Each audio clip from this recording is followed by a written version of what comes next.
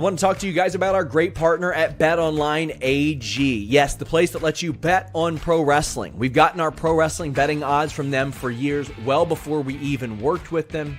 And we're going to tell you a little bit more about them. They got the earliest lines, the fastest payout, the industry best bonuses. They've been trusted for 25 plus years because of their safe and secure environment and their quick payouts. But you can bet on pro wrestling. How cool is that? If you think you know more than anybody, go ahead and look at those odds. It's the same ones you've seen on Fightful for years. You might see one that sticks out to you and you go, wait a second, there's no way that person's going to win. Why are they an underdog? Make yourself some money.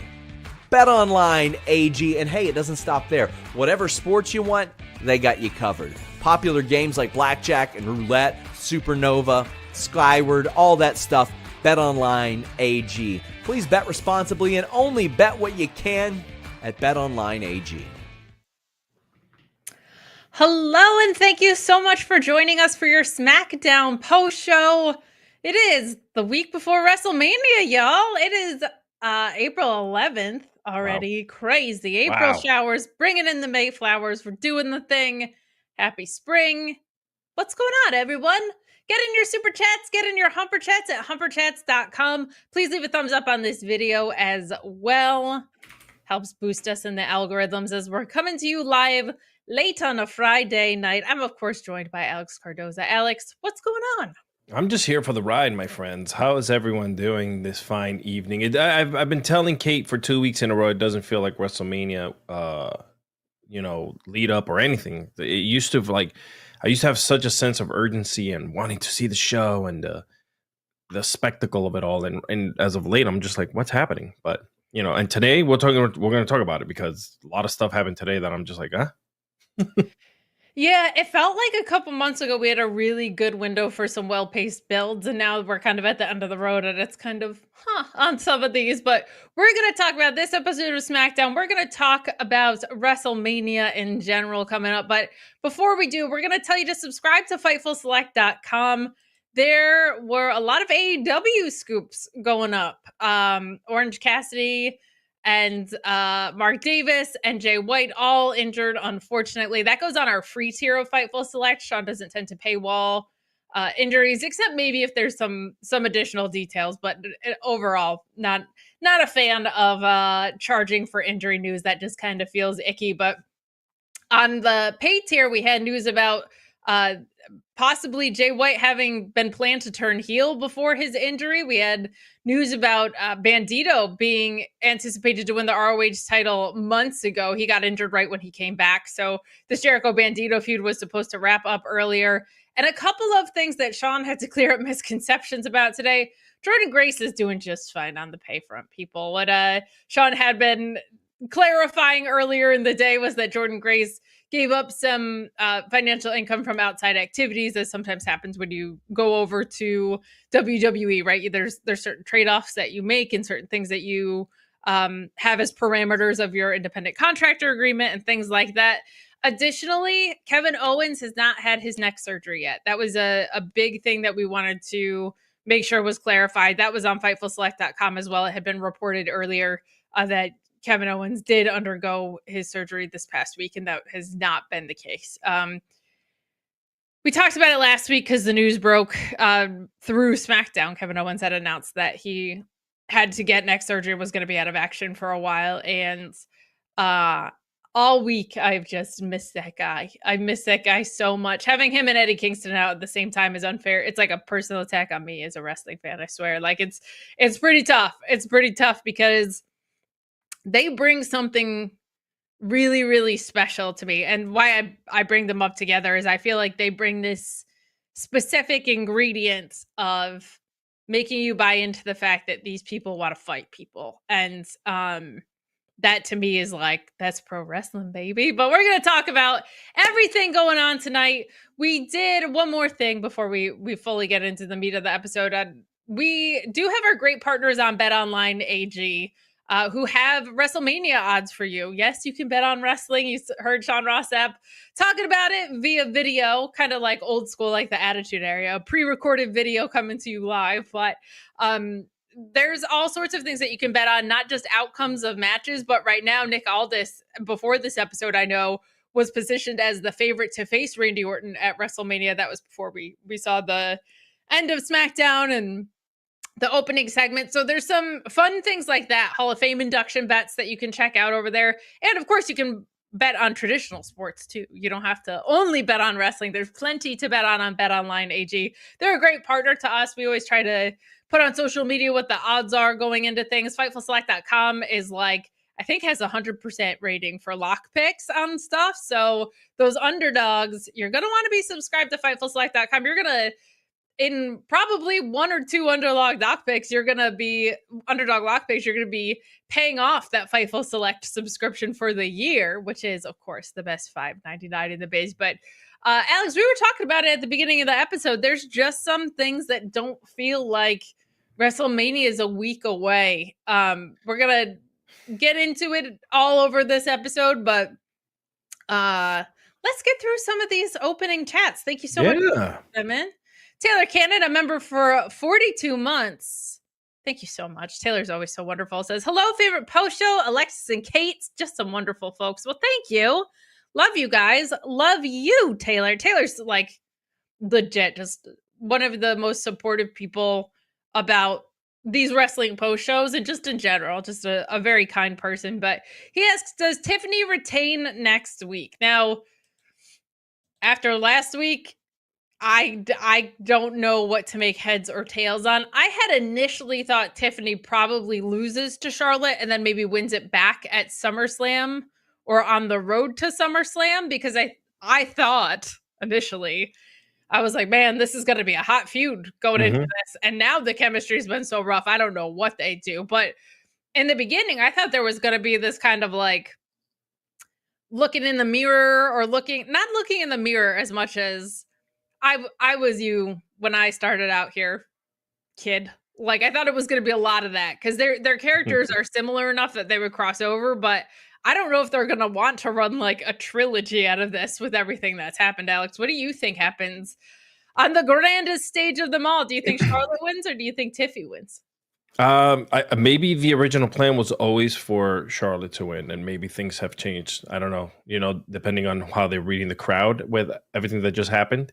They're always kind of like listening as of late to what's happening outside of the wrestling world. Excuse me, the inside of the ring. Sure. But yeah. If they go ahead and plant the title on Charlotte, which is not out of the realm for it to happen, and you give her a nice run during the summer, we all know, summer, you want numbers. Numbers go down for everyone during the summer. So if you have the face like Charlotte, and then you have a chase by Tiffany, that could look really good. You can create a lifelong rivalry between these two. And you're right, it flies right into SummerSlam. And is SummerSlam going to be 2 nights as well? 2 nights right here in Jersey, my friend. So there you go. I will definitely not be going. But yeah, so Jersey's just I know you left us for North Carolina. Yeah, no, it'll be cold by then, right? August, yeah, freezing up there. So freezing. August is like nasty hot. But I know it is. But yeah, that's what I think. I mean, that would actually look so much better, to be completely honest, is to have that run, that chase by her.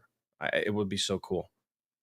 I think you hit the nail on the head about a couple of things. One, I think Tiffany feels more comfortable as a heel. And we talked about this a little bit. FightfulSelect.com, by the way, had a ton of details about Tiffany Stratton and Charlotte Flair. Like report and then updated report with reactions to things. So we're going to talk about, like, they had this parking lot angle that happened as well. So we'll get into all of that and more. But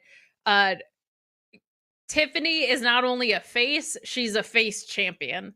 So you raise a really good point because she seems more comfortable as a heel, and she's not even a face that's chasing anything. She's a face as a champion.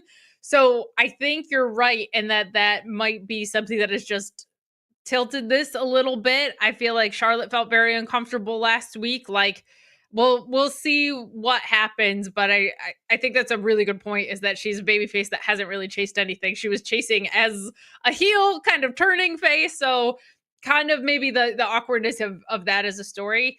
NXT is normally frustratingly good, and I'll explain what I mean about making sure that people get a run as a face and a heel while they're down there. And when I say frustratingly, I mean sometimes their desire to test that out seems to overpower creative and booking. Like sometimes it feels like people just turn heel and face for no reason.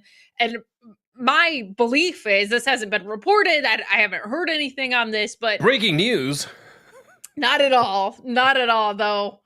We do get this chat that says, reporter in the field, Yes. Kate and Clavs salute. Thank I you so honestly much was for the going to say, chat. if you guys look at Kate, he'd be looking a little bit like Caitlin Collins now, CNNing it up here at Fightful. Alex, I'm standing here on the Smackdown post show, and we are going to review this episode of Smackdown.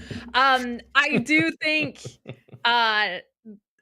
seeing it unfold on the main roster now, I feel like that feels like a really good test to make sure that you get both sides of the coin of what people are comfortable with. It's just frustrating to watch it sometimes in NXT, but their goal is to develop wrestlers for the future. It just sometimes makes for a confusing TV product. But we've got more chats from you, more generous chats too. You guys sending in some of these $9.99ers. Thank you so much. Bad Robot saying, hello, favorite post show. I'm leaving an indie wrestling show, so I don't know what happened on SmackDown, but sending love.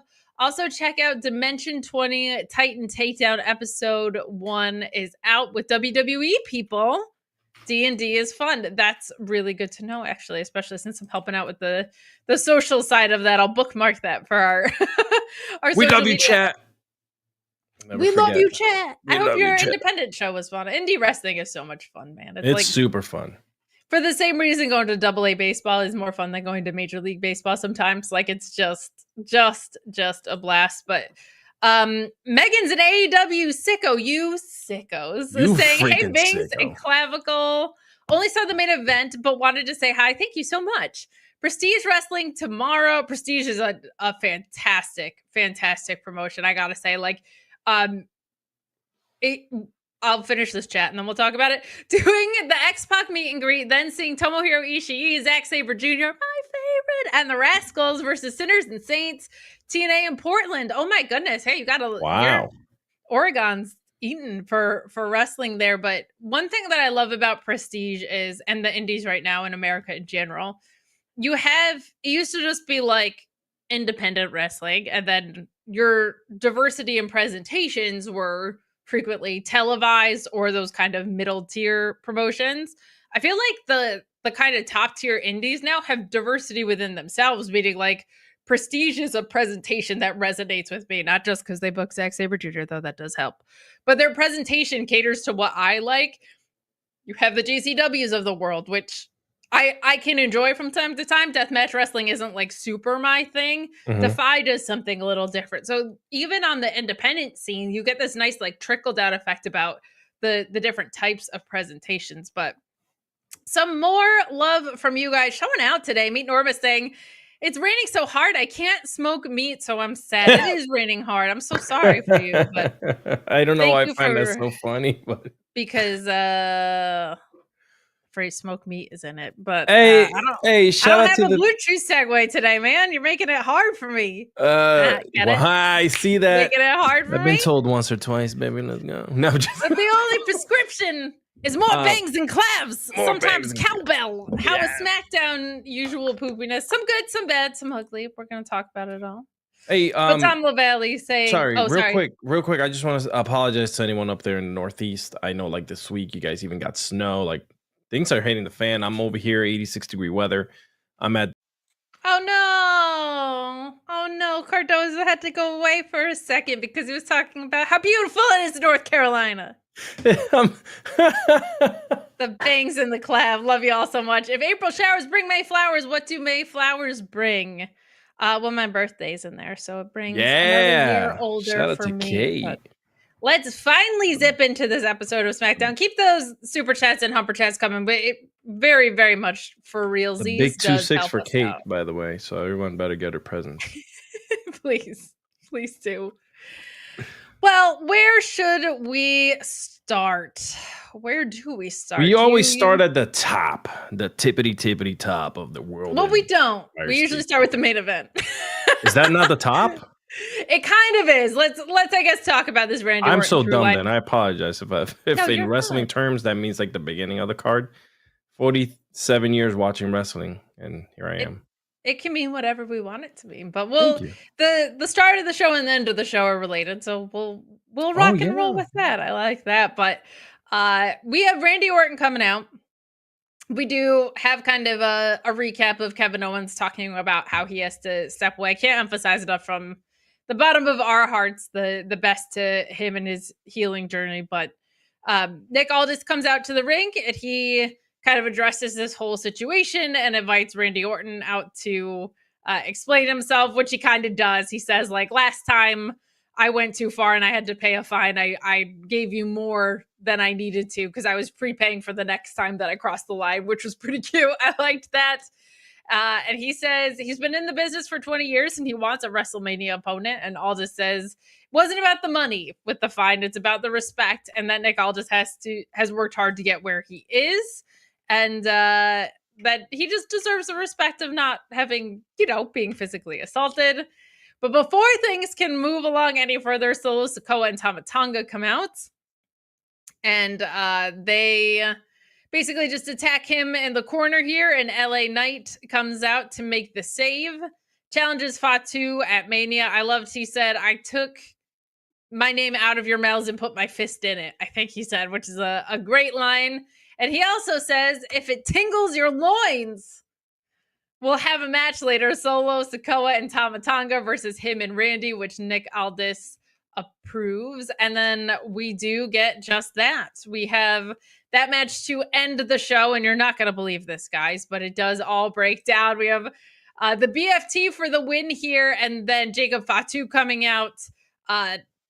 Just the charisma of this guy can't be overstated. And I think I say that every week, but he's so good. They're brawling into the crowd. I talked about missing Kevin Owens because he has that brawl feel. Yeah. Like, Fatu has been in the bloodline, which I don't view as like a group of brawlers, right? They're a little more methodical, definitely violent, like Solo Sikoa doing the Samoan spike to everybody isn't like a cute move. But he kind of just with his presence, he feels very like I'm here to mess things up. I almost said a swear, but that's the vibe that he gets off. I'm telling. So a decent enough match. Nice to see Solo Sikoa getting mixed up. Mm-hmm. Cardozo, what I want to know from you is, do you think we're getting Randy Orton versus Solo Sikoa at Mania? Do you think we're getting him versus Nick Aldis at WrestleMania? Do you think we're going to get an open challenge and Aleister Black answers the call? Like, it's a week away, just over a week away. We only have one more week of wrestling television here. What did you make of this angle, and who do you want to see Orton face now, a week later? Honestly, I think it's pretty open right now for him, right? Randy Orton, that's the big surprise. I mean, and Aleister Black is cool, but we've mentioned last week it just wouldn't make sense, right? So Randy Orton would have to take a kick to the mouth. He'd have to lose. Yeah, like, and that's something we don't want. And then the whole Nick Aldis thing, they've kind of held back on having these individuals be wrestlers, right? Be entertainers in the ring. They've really held them to their role. They haven't moved them out of that. You know what I'm saying? You have two NWA guys running two different shows, which is really cool, by the way, which I think about that all the time now. But it's like, I don't to push Nick Aldis to be out there for like a WrestleMania moment, it would have to be significantly big. We've known that things do happen at WrestleMania. We know that that's the whole thing, right? Like, you gotta watch, if not, you'll miss it. So I don't know if something just goes super wrong at WrestleMania, where he takes out Solo, or it's just it just gets heated, and maybe Randy like pushes or does something to initiate some type of physicality against Aldis, and then we see that like Aldis is now taking off his freaking sports jacket. He's like getting ready, doing the whole patting of the calves and like ready to freaking fight. The ceremonial patting of the calves. The ceremonial patting of the calves. That's exactly how you do it. And then we see that match, which could very well like blow the place, blow the roof. But again, what are you gonna have? Poor Nick Aldis taking the beat down from Randy Orton. Well, the other thing is Randy had seemed pretty babyface, right, in all of this, and I think there's still a way to do it with him as a face because Nick Aldis is an authority figure, but he's not like a heel authority figure. And I think you probably want to keep Randy Orton face because I'm assuming we do Randy Orton versus John Cena on this retirement tour. And Cena's obviously mega heel right now. So I think you probably want to keep him face. Going up against Solo solves all those problems. And it's also a good use of him because Solo's a young talent and his thunder kind of got not the fault of Jacob Fatu, just the man that Jacob Fatu is kind of, I think, stole his thunder a little bit. So a WrestleMania match with Randy Orton, I think, would be a nice way to go. I don't think I realized till tonight how badly I was like, it should be Carmelo. That's just kind of where I'm at. But that's kind of what bookended our show tonight. So we're going to keep moving along here. Get in those super chats and humper chats. We've got a lot to talk about with WrestleMania. Let's move into our women's tag gauntlet. Because I'm just going to say it. I used this strong language on Tuesday a couple weeks ago. Oh. Some of this, I'm sorry to offend. So just caution, okay? I'm taking my headphones off. Yeah, but if you have children around, get them away from your screen right now, okay? If you are get easily queasy or whatever, this is gonna be the most violent words I could say, okay? Some of this tag gauntlet booking was downright, I hate to say it, silly. Jesus Christ. I know. I'm sorry. I'm sorry to be so harsh. I think the stream is down. I think they took us off air on YouTube for that. It probably is. I'm sorry, Deshaun. I'm going to get us demonetized for being so harsh and using such strong language. But it's silly. It's just downright silly. I said it 3 times. Okay, you did. You said the S word, right? 3 times. Easier than the spike on Mox's back. Not even in the same ballpark, buddy. Okay, out kicking the coverage on that by miles. All right.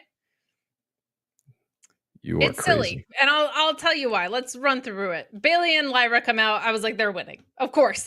Sure, they're out first. We both said that. Yeah, knew they were gonna win. Immediately knew it. What breaks my heart is Shayna and Zoe come out, and I was like, they are a tag team that is actually a tag team. Now let's be explicitly clear about something. Bayley and Lyra never tagged before. Natalya and Maxine never tagged before. Michin and BFAB, I actually like them as a team, never tagged before. This is the state of your women's tag division. And what's so frustrating to me is that they took the tag titles from NXT, which has a women's division that from everybody says they have the best women's division, and I hope they all actually feel that way. They by far, at minimum, I can say, objectively, because this is an opinion, this is a fact, they have the best rotation of women's talent and the most screen time for women's talent of any wrestling product. And they took the NXT women's tag titles and they merged them with the main roster. I'm assuming they thought that meant main roster talent was going to be coming to NXT to defend them. But because their booking of the tag division for women is such a joke, this is the plan we have going into WrestleMania is 3 teams of great talent. 3 teams that I would like to see probably as a team for the most part. Get them some wins on television beforehand. This is ridiculous. And obviously, I'm going to go through it a little bit, but obviously, Bayley and Lyra win, which means that your new mid-card titles, at least one of them is not being defended at Mania, and I'm not convinced yet. I have the rundowns of what night 2 is going to be. I'm not convinced that Chelsea's defending hers either. And to introduce new women's mid-card titles, and to book them the way that they have for the lack of contenders, to halt an obvious story that was going on between Bayley and Roxanne, who worked her ass off with Tiffany tonight, by the way. Great match. Yeah. To just halt that story so we can have your IC title holder team with Bayley. It makes no sense. It's stupid. Whoa. And yeah, I know. I went even harder than silly, but that's in 3 minutes and 20 seconds, you have Bayley tossing out Zoe Stark in a barricade and Lyra rolling up Shayna Baszler with a jackknife pin. You have Natalya and Maxine Dupree. You want to talk about ridiculous? Natalya got re-signed by this company. There was definitely interest on the other side. Yep. If you watch Natalya's Bloodsport promos, it is hard to look at her WWE career and say, why did they waste 2 decades of this woman's career? Her promos for Bloodsport have been unreal. She calls herself the low-key legend. She says that she's been a good girl, but it's holding her back from being a great woman and that she could become, and that this is the ultimate absolutely insane. They re-signed her. They've done nothing with her. Nothing with her. Dupree locks in a sharpshooter. Cute. But Bayley counters it with a small package and eliminates that team. Then you have Katana and Kaden. Nice of them to remember they're on the roster. You know, when I saw them come out, you were like, oh, right. Like, oh, they were tag team Lord. Champions. My goodness. Luke was here. Lyra lifts up chance for a powerbomb, which looked really great. By the way, the work rate in this is excellent. All the women in this are excellent. That's why I'm trying to, with some fire, advocate for the fact that they should be used better. I literally all of the talent I love in this. Maxine is the one that I feel like could use some more reps, but they hot-shotted her like crazy from NXT. So she's still learning on the fly here, but they eliminate Chance and Carter. Bayley helps with the power bomb, and they hit the Nightwing. They move on. Michin and B-Fab come in. Bayley gets the Rose Plant on B-Fab. Piper Niven and Alba come in. This is the most of a match, this ending stretch. There's some really, really, really good work in here. But Alba Fire hits a super kick on Bayley, but Bayley gets the tag from Lyra, who follows up with that guillotine leg drop that looked really good. And Piper and Fire get eliminated here. It is egregious to me that you have this much talent and you are still, the entire time the women's tag titles have existed, it is just put some women together in tag teams. Now, I will say this. The men's tag division on Raw ain't a bunch better. The SmackDown one, marginally better, because there's at least consistency with some of the teams that we're seeing. But man, all of these women, I actually loved Michin and B-Fab together. I think that's a really fun combo. They should have had literally any wins beforehand. That would have been neat. This is your women's tag division. These were the titles you had on Jade Cargill and Bianca Belair. Are you kidding me? Do better with your women's divisions and do better with tag wrestling in general, because your men's picture ain't looking too bright, especially on Raw. SmackDown's, at least we've got something cooking, but man, that's my rant. Go watch Natalya's Bloodsport promos. They're fantastic. Go watch Michin and longer matches. Her counter wrestling is fantastic. There's so much that these women offer to wrestling, and they just will not book them at all. To do anything that makes any sense. Brutal. Here's the thing. You're gonna hot shot all these matches together, and I think because we watch to analyze, we don't watch to entertain. It's all convoluted. It doesn't make a lot of sense, right? But when I'm watching something to review it, it's hard to be sports entertained when it makes this little sense. Correct. But for the people there, they're very sports entertained.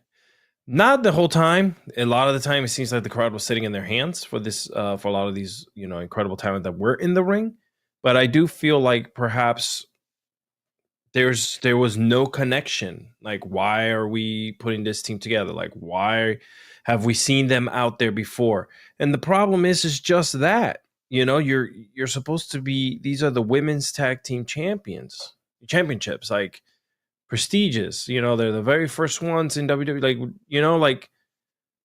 Why isn't more emphasis put in on this? It feels more or less oh, we forgot that that's part of our company. We got to do something to, highlight them and make some matches for them. And that's where I start to feel it's more of an afterthought, and we get matches like we just saw today, unfortunately. So, yeah, and the in-ring was great. Part of, you mentioned the crowd was there for some of it, not other parts of it. Some of those hope spots worked, right? Some of them were biting at certain spots, and that to me is also the success of a gauntlet match. Like I love the gauntlet stipulation so much. I think it's so fun. I think it's so exciting. I think it's an opportunity to tell a lot of inventive stories, even if they kind of run with the same ones. But I do think that like the in-ring overcame a lot of the senselessness of it because these women are incredible workers. I don't know, man. I don't know. I'm with you. Guys, I'm ranting and raving over here. Get in your super chats and humper chats. We get the match official. Liv Morgan and Raquel ringside watching all of this unfold, of course. So we do get to see all of that. But if you guys want to get to see pay-per-views at a cheaper price, if you want to get to see WWE programming on platforms that maybe are more preferable to you, that where it's available in other countries. Hi, Canada. I was watching from the home city of Kevin Owens today. If you want to do that, all while making your internet connection a safer one, well, darn it, NordVPN is the VPN for you. If you're a wrestling fan and you're frustrated with all the services you need to watch all the different wrestling shows, Fightful has your solution with nordvpn.com/Fightful. Change your virtual location with just one click, and you'll be able to watch Raw, SmackDown, NXT, and PLEs on one Netflix account. You'll also be able to get a lot of pay-per-views at a much more affordable price than you do here in the United States. This is a must-have for wrestling fans. That way you don't have to have 7 different accounts to watch all of the shows that you want to watch. In addition to that, they have a great 30-day money-back guarantee and an incredible deal right now going on. But that's far from it. You can protect yourself on their VPN service, the fastest in the world, shield your data from snoops and criminals, protect yourselves on public Wi-Fi, and it's available on all your devices and operating systems. NordVPN.com/Fightful. NordVPN, you guys, a fantastic partner to us, quite literally, and a service that wrestling fans benefit more from now than ever. Genuinely, if you want to watch everything on Netflix, get NordVPN because it makes it easy and super streamlined for you guys.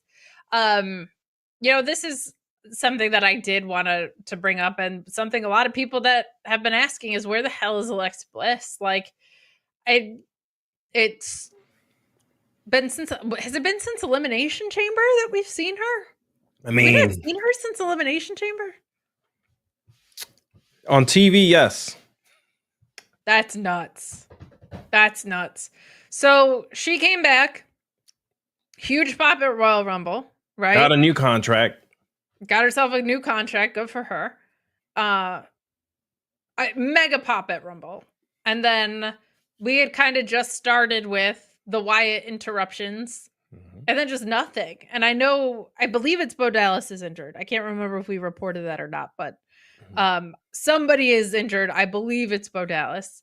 So Nikki Cross and Alexa Bliss can't be a tag team? Like, be more creative than that. I'm sorry. Like, if that derailed the original story you were going to tell a different one. Because why are you having Alexa Bliss sit at home? And Nikki Cross, I feel like, was maybe the most over person in that whole faction with the work that she was doing. She was doing incredible storytelling. I don't get it. Like, we're running out Natalya and Maxine Dupree as a tag team, even though they never tagged before, off of one backstage interaction. Where the hell are Nia and Candice? Look, like, a lot of people have been saying, like, Liv Morgan's had a year. She deserves to be on WrestleMania, and she does. Nia Jax is not my favorite wrestler. We've talked about it extensively. This has been by far the best work that she's done this past year or so, this past reign. Nothing for WrestleMania? Like, she's nowhere near this card. Nowhere near this card. I don't get it. Anthony Velasquez saying, don't know why they pulled Alexa off TV. She should definitely be feuding with Chelsea going into Mania. She should be doing something. Like, I don't know if Nia's injured or not. Sometimes it's hard to keep up, guys. I'll ask Sean about that. I believe she debunked that on Twitter. Like, I think someone had said that she was injured, and she was like, nah, man, I'm chilling at home. But, like, Liv and Nia having had incredible runs between manias is unfortunate. That's unfortunate. That's unfortunate.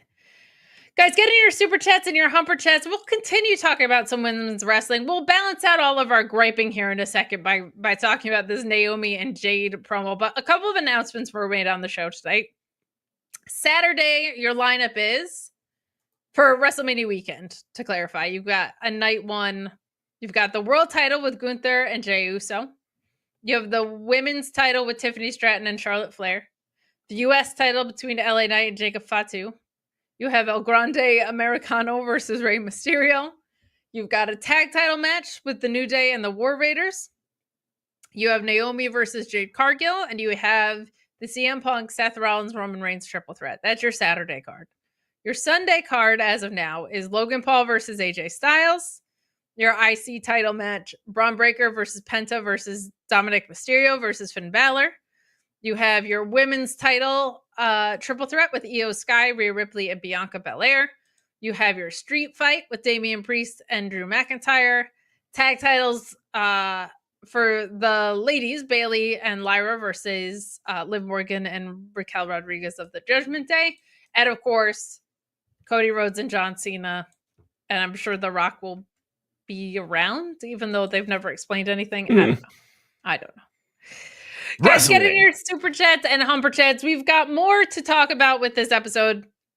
A heads up for the Fightful schedule as well. On Fightful Select, you will have Alex and Pulowski and I doing night 1, night 2 of WrestleMania.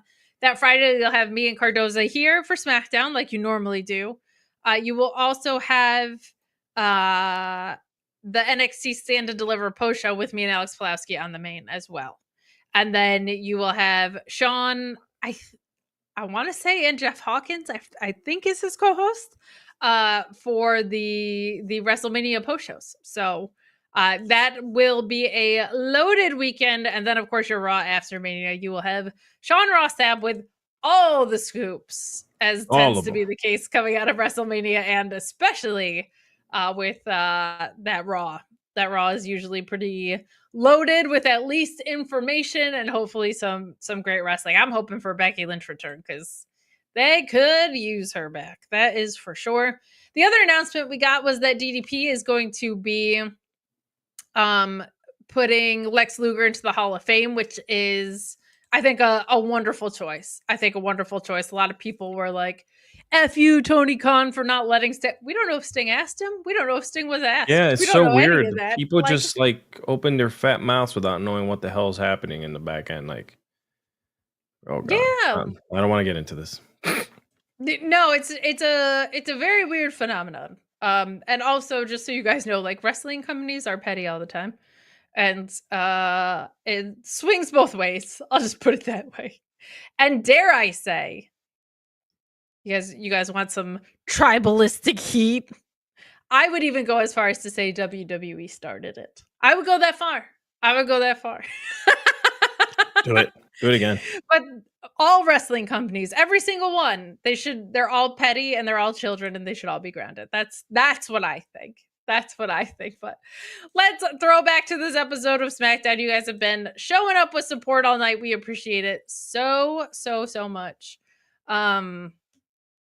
Let's dive into this Jade and Naomi thing, because if there's a plate of crow somewhere, I'm vegan, but I would be forced to eat it. I really didn't think this was going to work.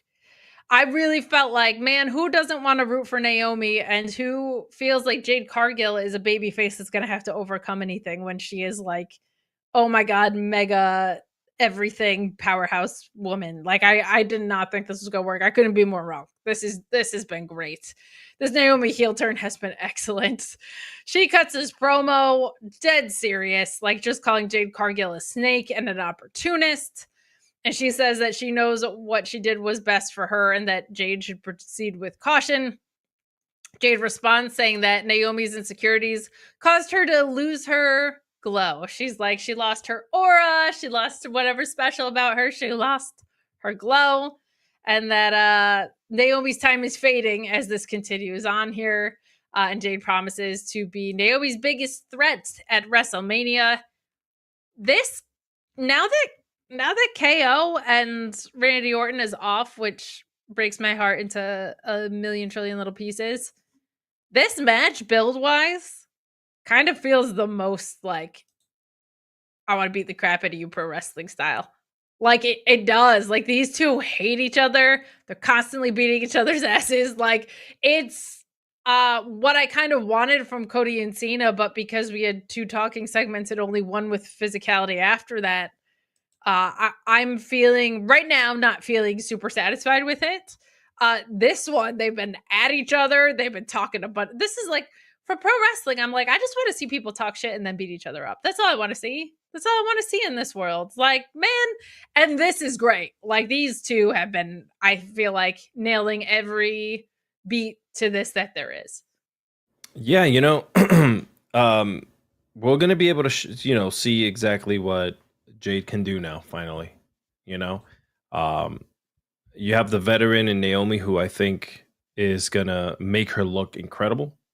Is gonna put her through the ringer because she's gonna beat the crap out of her, and I can't wait to see that. By the way, like I want to see these two. Like these two are big, strong, physical women. And if you guys have been watching me for the last 3 years, you know how I feel about my big, strong, physical women. I want them to kick booty and Yes, just please. all over town. So I can't wait. Maybe this might just be my newest highlight match now. Since everything's kind of just like all over the place and I've lost, the fire that I had for something else. So these two might, for me, do the thing. I texted you, I voice noted you. I was just like, yo, is there something wrong with me or is this my type? 2 things can be true. I was like, she's killing it, man. The dark, the anger. I don't think I've ever seen this side of her. Like we've seen her be angry, we've seen her the heel, but she still had like the colorful getup. They've stripped her down from all of that. Yeah, and the fact that they did, and what you are left with is just an angry, bitter, pissed off woman. That's what's gonna make this angle even better.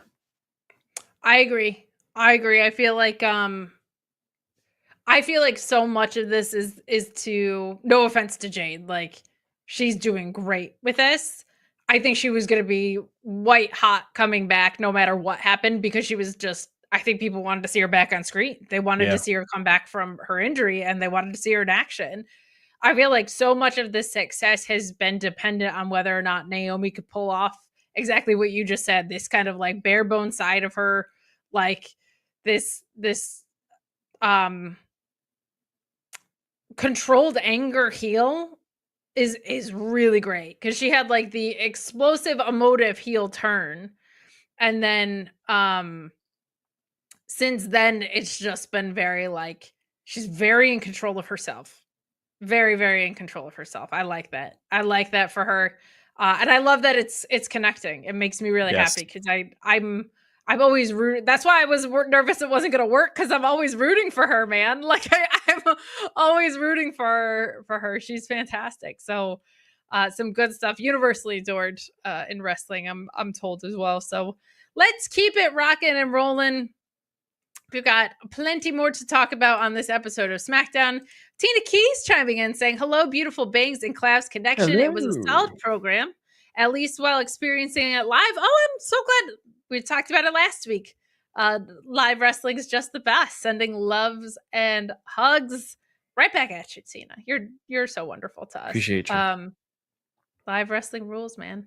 Live wrestling rules. Let's keep it rocking and rolling.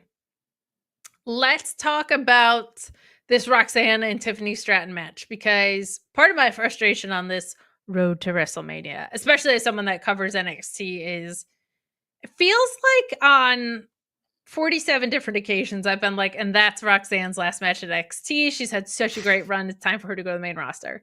And when somebody enters the Royal Rumble, sets a record for the longest amount of time in the Royal Rumble, is the runner-up in the Royal Rumble, and then doesn't win but is in Elimination Chamber, kind of feels like they're they're an important part of the main roster if they're constantly going after titles, the top titles, right?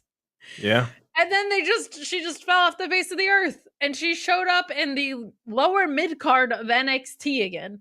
What on earth did you do with Roxanne Perez? It makes no sense. I just, my mind is boggled.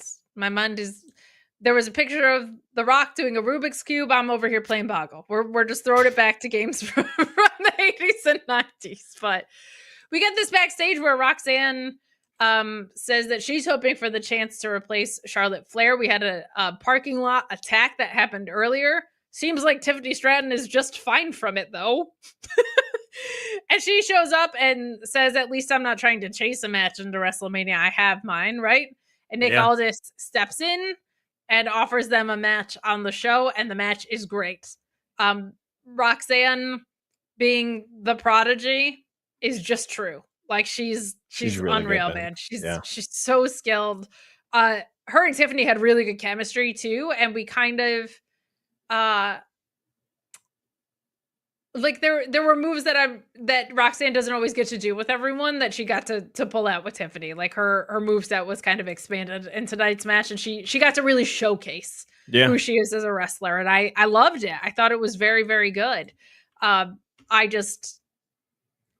hope she's on Stand and Deliver somehow, but after the year that she's had and after the introduction to the main roster that she had, this makes just it's baffling to me that how little sense this makes. But what we got tonight was excellent, and I think justifies my assertion that she should be in consideration to be on a WrestleMania card somewhere. Yeah, I agree. She's really like fluid in the ring. The way I mean, her match today was nearly perfect, to be honest. They put on a show. They actually, out of everything that was going on today in SmackDown, they were my highlight. Not everything. I'll take that. Not anything that happened like on the outside or even after. These two really, really showed what the future of WWE is going to be like. And as long as they stay healthy and everything goes their way, I can't wait to see where they can go. And we said this years ago about the Becky Lynch, about Bayley, about Mercedes, about Charlotte. Oh my God, look at these women. They're fighting. Remember that match between Bayley and Mercedes at NXT? Like all these matches that were just incredible. And we were already in our heads thinking, this is the future. We're at it again.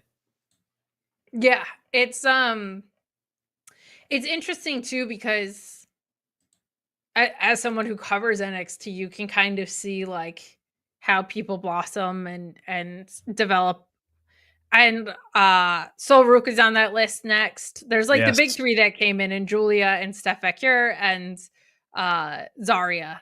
And if you don't follow the Australian scene and you don't know who Zarya is, you're in for a treat, because she's F5 in people and spearing them out of their boots. And you kind of knew of those, but you're now starting to see that generation that's up next in NXT too. And then that'll soon be the main roster. Roxanne was like, needed to acclimate to the way WWE does things, but she walked in just like ready, man. That woman has been really good for a really long time. People might not know she was an ROH Women's Champion for a brief period of time. Like she is everything as advertised. And if women ever get to main event WrestleMania again, I'm sure she will be one of them. Yeah.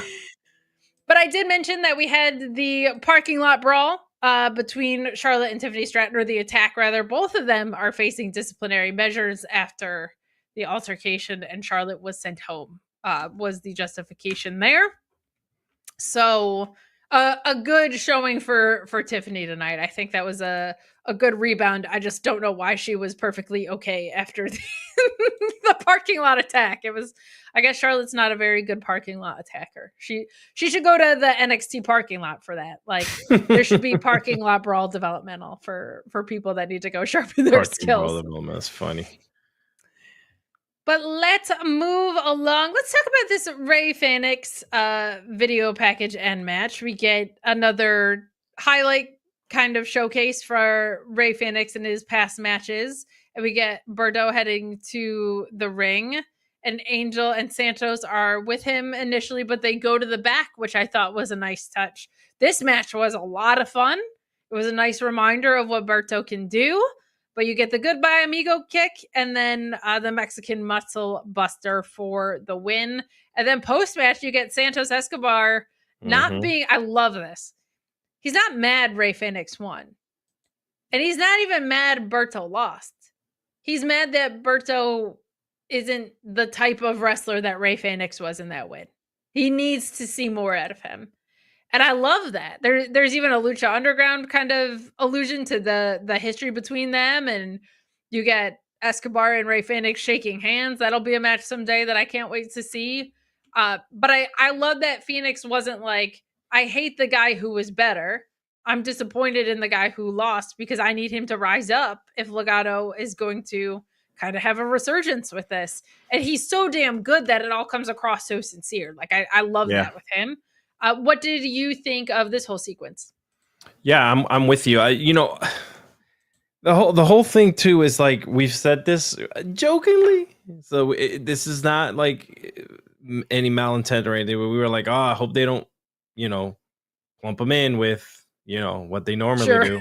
And here we are, friends. So, but if it's gonna lead to something really cool, if it's gonna lead to a showcase between Rey Fenix and any of the guys from Legado de Fantasma, that would be great. Like give me Santos in him for 7 matches. I don't care. That's gonna be insane, right? There's a couple people missing in the picture, Andrade and all them, Sure. What could they bring to the table? But again, that's now me also doing the one thing I don't want to happen, So it's tricky because these guys do have a history to play off of, and the matches would be incredible. But I understand what you're saying. But there's also, there's also a need and a love for lucha libre, right? The style and the pageantry of it. I'm sorry to tell you this, but Rey Mysterio has lost the luster of lucha libre. He is more of a WWE entertainer in the ring, So when you get people like Santos who come in and still has the love of lucha libre in him, because of his dad and the legacy and all that stuff, and you have Andrade could definitely still throw it down lucha style. Sure. And you now he's also 50 too. You know what I mean? Like I understand. Yeah, of course. His bump guard is pretty full. but in the last 10, even in the last 15 years, then if you want to go back 15 years and put him in that time frame in his late 30s into 40s, right? A lot of that lucha libre style was kind of put away, right? So sure. I haven't seen it. I mean, I just don't want it to, and to make a long story short, I just don't want it to be like, oh, let's put all Latinos together and start, lucha libre style, right? That's great and fine and dandy, but I also want to see them expand from that and not be boxed in. And I say this to you guys for the last 3-4 years that I've been doing this show with Kate. I talk about the infamous boxed in pro wrestling. It's very real. Till today, there was a person that we spoke about here on the show today that has spoken about that box and how that box is being used. I'm not going to say their name and I'm not going to say who it is, but they've said it. Yeah. So, yeah. Well, let's stick around because we've got tag team developments later on in the show as well. We do get an announcement from the commentary team about the SmackDown lineup for next week, which will include John Cena, the Andre the Giant Memorial Battle Royal. We'll get a match between Zelina Vega and Chelsea Green, which we'll talk about in a moment, and a tag team title match between the Street Profits and the Motor City Machine Guns. I had heard that was subject to change. I think WrestleVotes had reported that. And the commentary team kind of alluded to being disappointed by that, which was interesting. I am. But there is a backstage segment where the Street Profits talk about their match with Motor City Machine Guns next week. Carmelo Hayes and Miz interrupts. Mm-hmm. They kind of hype themselves up. I actually liked Miz here. He kind of cuts them off as they were being mocked a little bit. And Dawkins, the then also kind of like loses his composure at the Miz, and Ford calms him down, and they agree to handle the two of them later. I don't know how many weeks in a row I can say it. Like, I'm not even like, some people are Miz haters. I'm not even a Miz hater. This is just not the context that Carmelo Hayes should be using it. And quite frankly, they should be embarrassed. Yeah. Like they should be embarrassed that this guy was the number one draft pick, came up with all this hype from NXT, had a great, really successful run at NXT, and they've done nothing with him. They had a best of 7 for the US title, and then they did nothing, and now they're doing this with the Miz after 50-50ing him. It boggles the mind. We're back to playing Boggle a little bit. I'm glad that he's consistently on TV. Like, that's important and good. But I just feel like he could be doing something more productive at the most important time of the year for them. Yeah. It's unfortunate. We've been saying this now for a little bit over half of a year, starting last year until bleeding into this one. And it always seems like they just always throw someone with the Miz. Always. Yeah, I do think we had also said that like the SmackDown division, tag division, needed some freshening up because it was just like DIY, Motor City Machine Guns, Pretty Deadly, and Los Garces, like just on rotation. So I like that they're trying to get more teams in the mix. I just wouldn't. This wouldn't be the one that I would put in there. This is not at all even close to what Carmelo Hayes' ceiling is, and it's disappointing. It's disappointing. Yeah. There was also a backstage where DIY complained to Pretty Deadly about the conspiracy and their loss to the Guns last week. But Pretty Deadly ain't buying it because they're silly, but they're not stupid. All right. And the Guns then mock DIY for being losers, essentially, and say that they'll be facing off for the tag team titles next week. Not at Mania. So some more developments there. We will see what happens. Those teams are someone that I think could, honestly, both, like the Raw tag division is in such dire need that I feel like either or both of those teams moving over to Raw would not be a bad idea. But any thoughts on that? It was just kind of like it was just that. Yeah, everyone. If you look at the long list in the 36 years that the Miz has been in WWE, just look at it. He's just been a decorated tag team person with every person that they just can't find something to do with, right? I mean, as far back as Alex Riley, maybe even further. I don't even know. Like, hey, Rye, my memory banks are not firing as good as they used to. Name old man status, friends. Oh, you call yourself a fan? Name 5 tag team partners of the Miz. Oh my God! Don't even start, please. You call yourself a fan? We got the Miz and Alex Riley. We got the Miz and Mizdow. We got the Miz and R-Truth. We got gosh, there's 2 more in there. Hold on, I forgot. Damn it. Was Shane McMahon, were they a tag team ever? Shane and Miz? Him and Shane McMahon and him. Yeah, they were. Yeah. That's right. So that's 4. And there was Randy Orton? No, not Randy Orton. I thought there was like a little thing there between them, but I could be Randy wrong. Orton's one that gets paired with a lot of people. Oh, yeah, Miz and Big Show? The Miz Show. There we go. See? That's fine. I'm a real fan. Luckily, Kate was able to kickstart my memory there because... Morrison! How did we forget about the Miz Morrison run? Oh my gosh. Johnny Dripstick. That was back in 1996. That's crazy. That was pandemic era, right? I know. Yeah. I'm kidding. It feels that way, though. It feels that way. Guys, get into your super chats and humper chats. We're going to talk about this Cody Rhodes segment, and it feels like they were like, you know what? AEW has their world title hidden away for some reason in a briefcase for months on end. We're going to show you all the titles. And I kind of liked it. Alex, we got to see the spinner belt before I even go into this Cody segment. Are you pro spinner belt or are you anti spinner belt? It was a dark time for me. It's gaudy. There was nothing else on television back then. This is the big move to the HD era, if I remember correctly. So, We don't talk about that in the Cardoza household any longer. But yeah. We do get this from Cody. Now I'll ask you this. Did you ever have a replica spinner belt, or did you ever have replica belts in general? Never had any replica belts. I am too Okay. poor to own a replica belt. Maybe the one that I have back there came from Target. So that's about it. Chat, let us know if you're into the spinner belt. Yeah. People love it or hate it. And there are some people that are like, there's so many people that love it but acknowledge that it's hideous. Like there's so many people that are just like, it's stupid, but I love it. And if anyone wants to start up a GoFundMe to get me a title belt replica type, by all means, like the Clavs will take it. There you go. There you go.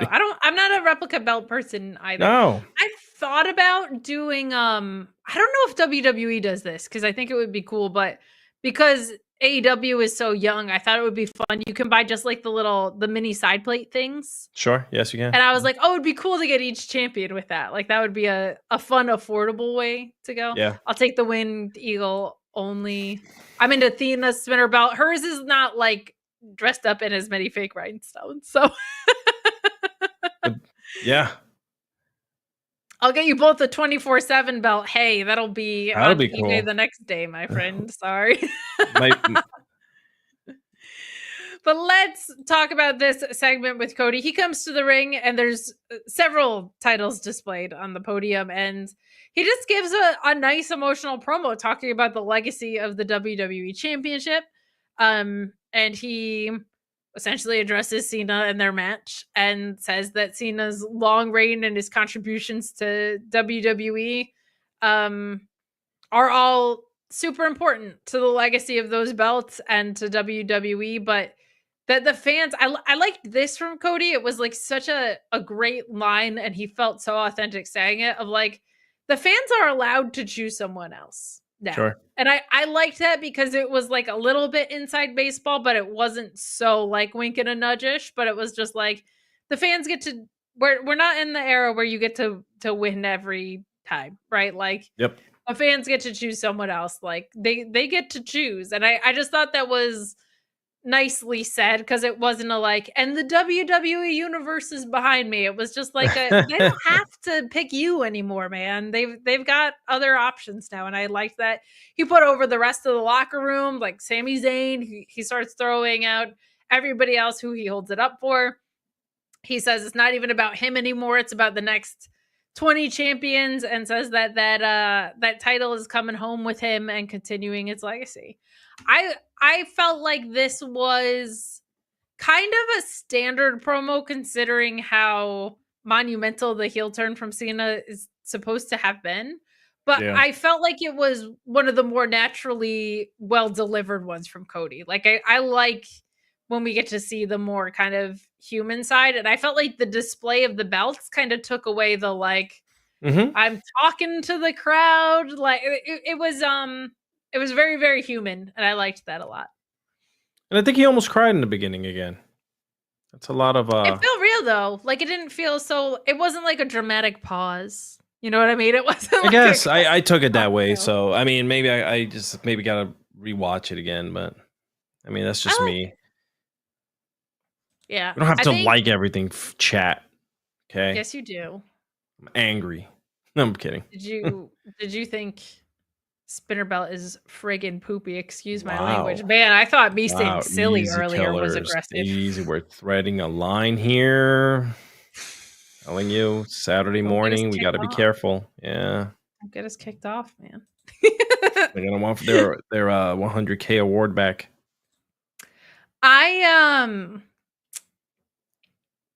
I don't know what next week is going to bring, but as of right now, I am not nearly as bought into the Cena Cody situation as I thought. And I think a big part of it is the elephant in the room that The Rock hasn't been a piece of this at all. I would be surprised if he's not back in action. Not in action. I don't think he's getting in the ring, but he's got to be in town for the big weekend. So I'm assuming we see him next week. But I mean, he's literally a state away. Yeah, exactly. It's Vegas, baby. Vegas. We have some more women's wrestling to talk about. We get to. I love that I naturally said we get to talk about Chelsea Green, who is talking to a door looking for Piper and Alba Fire, and she's like, "You gotta help me out. I know you lost that tag gauntlet, ladies, but you gotta help me out."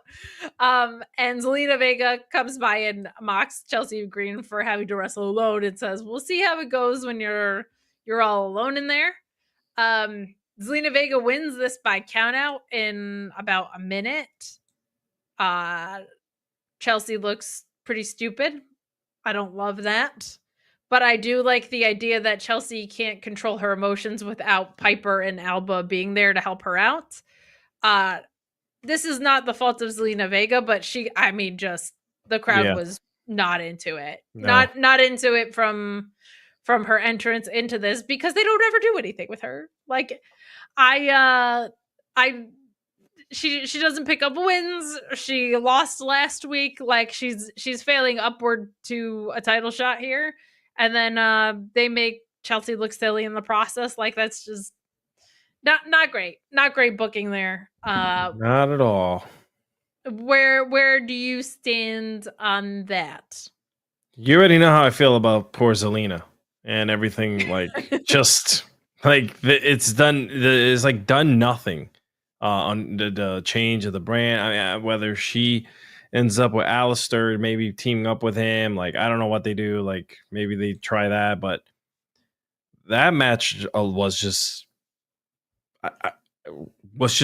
you hear what I'm trying to say? That's what the match was. Yeah. I feel bad for like everything that she's endured and she's still fighting to be a wrestler. She's still trying to be out there. She's still doing her videos online and she's still talking. But none of it has gained any traction and any attention. Like, it's so stuck, and I feel bad. Well, they don't put her. It's very easy to solve. Alex is the problem. Put her in matches against opponents where she wins. That's it. Too much. Too much. 3 wins. Too much for them. Under her belt. Alex Pulowski, who you can catch on Fightful Select with me all next weekend. He is stuck with me, my friends, and you can catch him on Fightful Select reviewing some SmackDown as well, saying, again, I calmly request that you address Cody's hedge fund soon. I thought about leaving this because then the calmly part will go away and you'll just aggressively type about it in the chat, which I think would be fun. They were a statement. Did you pick up on the shoes? No, what was that all about? You're gonna have to go look at them. Oh, you're boy. gonna have to look them up. It's their hedge fund shoes is a great way to describe them. Well, I had no idea. I'm gonna have to look this up and after the show and perhaps talk about it. See, Alex gets very caught up on wrestlers' fashion, like very very caught up on it. I'm usually like trying to hear if they're crying, so I guess I'll go look at their shoes now. The styling on them. See, I wasn't distracted by the type of shoes they were. I felt like they didn't go with the suit. So I was more thrown off of that. But they were a statement. I'll put it that way. I will make sure I check it out for you. Let's wrap it up here with this Damian Priest and Drew McIntyre recap and a brawl that we get. That was supposed to be a one-on-one, and commentary really tried to make us believe that there was going to be no physicality. They were like, I think that at least implies. And I was like, no. When has Drew ever not gone off the handle in a face-to-face? Drew McIntyre? This is true. Alex says that they were garish. I don't disagree. We get this recap of Damian slamming Drew onto the car. On social media, he had posted himself at the eye doctor, so hopefully he didn't get damage from glass at his eye, but they set up a Sin City street fight at Mania. I'm really glad they threw a stipulation on this because they needed to. Sure. Not a ton of heat on this, and this is so frustrating because I don't set out to be negative, but I can't fully say why, because I feel like they're justified in how much they hate each other. I feel like the promos have been great. I feel like a stipulation is a very, very good call for this. And I feel like they're both excellent wrestlers, and I look forward to the physicality because they're both really big dudes, like really, really big dudes. I don't know why this, maybe just because it hasn't gotten enough spotlight, maybe because there hasn't been enough matches built kind of along the way in this, but like I thought what we got tonight was actually really, really good. And I'm like, it's just not like kicking into the next gear for me, but they commentary does a nice job with this too. They talk about how like this match has been a year in the making, and they start to brawl. Priest lands a really nice rebound clothesline, but Drew fights back. We get a future shock DDT, and we get Drew leaving the ring here. And I liked the exchange of words. I've liked the build to it, honestly. Like Damian Priest calling him a whiner and a crybaby. Like I love him because he's a petty king, but he is kind of a whiner and a crybaby who can't let anything go. And Drew just being able to continually harp on the idea of like, every time I made progress toward the title, you've stood in my way in some regard. Like you've always been there just to take it away from me or peripherally in some way. Like there's been so many checkpoints from last year to this year where that's been the case. And I just don't feel like there's a ton of fire under this. I think maybe at Mania, when we're talking a Sin City street fight between these two, it'll kick up then. But they've done a good job with this. This has been one of the better builds, I think, and I'm still, there's something about it that just isn't quite grabbing me, and I really like both of these guys, especially Drew. Where are you at on this? I guess I'm just on the fence with them too. I want to see, cool, like they're gonna beat each other up. You know, you're ready for the fight part. Yeah. I'm just let's get it over with. Besides just the fact that they've just been, poop talking to each other. That's about it. Like, oh great, I hate you. I hate you back. All right, meet you at 3:00 at the quad. All right, cool, let's do this.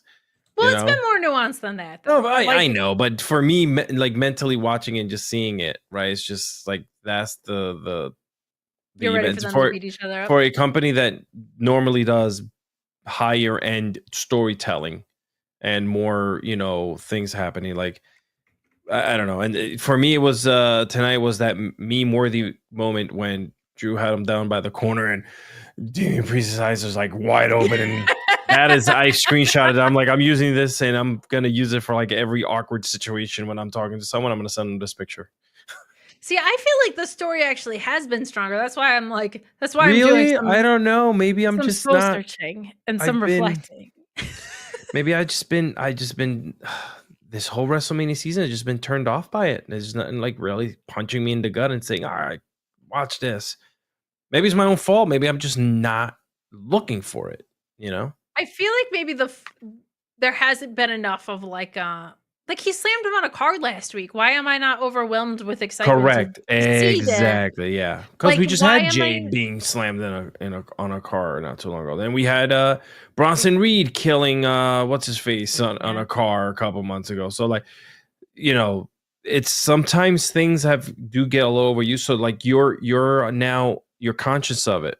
So it's nothing that's like, oh my God, the car spot, right? Because we've seen a few of them. We've been conditioned to it. Yeah, we pretty much, But when you look at last year's WrestleMania and this year's WrestleMania and the way that these two have interwoven in and out of each other's storylines, and Drew I like that Drew went there today and said, I am justified in literally everything I've done. And he's right. And he is justified.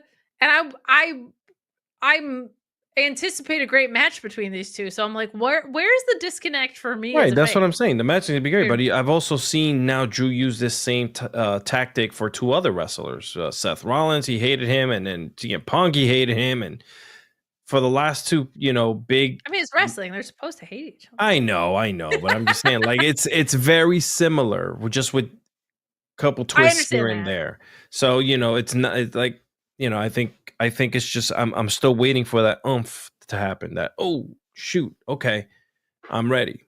I love this from Cyclops is better than Wolverine saying Alex Pulaski still loses sleep over one guy with one sleeve. Yeah, Saquon Sugars has a fashion statement where he has a one sleeve situation, and I don't think Alex has slept since he showed it. So, but I will say, I think this has a potential to be like a sleeper match of Mania. Like, I think this could get really, really, really fun, especially as a street fight. I think people forget how big Damian Priest is sometimes because he has such an engaging demeanor about him. And I think these two are going to beat the ever living crap out of each other. So I think day of, I'm going to be really, really excited for this match. But, and I feel like all the work has been good leading into it. I don't know. There's just something about it that I'm not like next geared about, but we will see what next week brings. It's Mania week, baby. Even if we're feeling like it's not fully there yet, it's Mania week. We're going to have some fun coming up. Stay tuned. Sean will have you covered Monday. We'll have our usual events. We'll be here next Friday for what's basically the WrestleMania Smackdown, right? We've got the Andre the Giant Battle Royal. We've got that tag match. We've got Chelsea in a match against Zelina Vega. So we've got a lot going on there. WrestleMania weekends, you'll have Sean on the main all weekend. You'll have me and Alex Pulowski on FightfulSelect.com. Thursday, you're probably going to have Cresta, whether it's TNA, whether it's Collision. We're going to find out. We'll keep you posted. But Joel Pearl, who's normally on that TNA post show with her, is actually going to be in Vegas doing some coverage for us. Let's go. Getting some interviews for y'all. We appreciate the support so much. Please subscribe to this YouTube channel if you haven't already. We are growing and rocking and rolling over here. We've got plenty more to come. But Alex, before we get out of here, before we enjoy our weekend before WrestleMania weekend, where can people find you? Hey, head over to LexusCardozo.com. Make sure you follow me. I'm trying to build up my YouTube again. So go there, follow me on YouTube. And then you'll also see a nice little link to my new micro short pod that's doing extremely well. Was not expecting it, and it kind of blew up. So it's called This Is Fine, a Millennial Diary. And they're micro burst episodes. Literally, they are 5 to 6 minute episodes. And for some reason, people have gravitated to them. I don't know why. I just wanted to do something because I was bored. And goddamn, out of all the things I do, that's the one that... it really just took off. I've seen it, and I think there's a lot for people to connect to in it. I think it's a very authentic thing. So I think it's from the heart. It's I miss my childhood. I miss how I grew up, and so it's a twist. It's not necessarily about your childhood. It's more about growing up as we have as millennials and everything we have had to endure. Since growing up. Sure. So yeah, go check it out. And I would really appreciate you guys if you do, and subscribe and leave me comments and say how much you love me and my clavs. Hell yeah. Hell yeah to that. Guys, you can find me at Miss Kate Fabe on social media and my own YouTube channel, which hopefully will be starting sooner than later up again. I've had a lot going on the Fightful side. We're working hard on some social media content for you guys and kind of juicing up what's happening across platforms, especially our TikTok. You're going to want to stay tuned to that. We're going to be doing some, I think Sean has mentioned on air before that we're zeroing in on a deal with them ourselves. So we're going to be doing some fun stuff on TikTok as well. WrestleMania week, baby. Stay tuned as we continue down the mountain here. Have a safe and wonderful wrestling weekend. We'll see you next